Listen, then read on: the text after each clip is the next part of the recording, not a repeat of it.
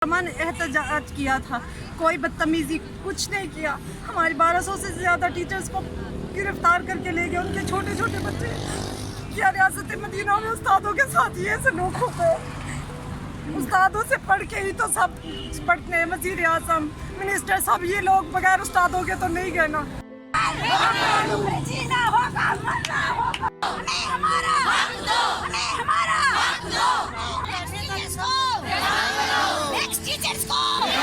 पहला मुतालिबा है हमारे जितने भी लीडर्स हैं 1500 हमारे जो लीडर्स हैं, ख़वातीन हैं, बच्चे हैं, वो जेलों में पहले और रिहा करें। दूसरा मुतालिबा ये है कि हमको रेगुलर कर दिया जाए।